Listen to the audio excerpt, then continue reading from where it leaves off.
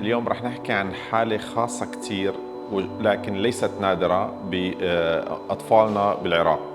الحالة هي انشطار بالنخاع مع حبل مشدود، يعني مع ربط بالحبل الشوكي بنهاية الفقرة. هاي الحالة هي حالة خلقية، وهي حالة مريضنا إيليا اللي سوينا له عملية اليوم. بيكون النخاع الشوكي مشطور إلى قسمين بواسطة نتوء عظمي. هذا النتوء العظمي ممكن أثناء النمو الطولي للطفل يسبب تلف وأذية بالحبل الشوكي، تشوه بالأقدام، عدم سيطرة على الأدرار.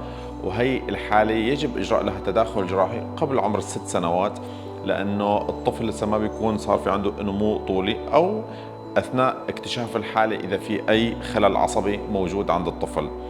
الحالة بتتطلب مايكروسكوب، بتتطلب نيورو مونيتور، وهي الأجهزة متوفرة عندنا نحن بمستشفى الكفيل.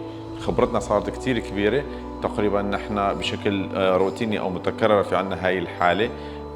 نقوم بإزالة النتوء العظمي، بنفتح غلاف الصحايا، بنخلي الحبل الشوكي اللي هو قسمين ضمن غلاف واحد، وهذا الشيء اللي بيخلينا نعطي نتائج. عمليتنا استغرقت ساعتين، سوينا تحرير كامل للنتوء والحبل الشوكي وكانت جيدة جدا، وإن شاء الله تعالى طفلنا مريضنا بكرة بيكون عم يمشي.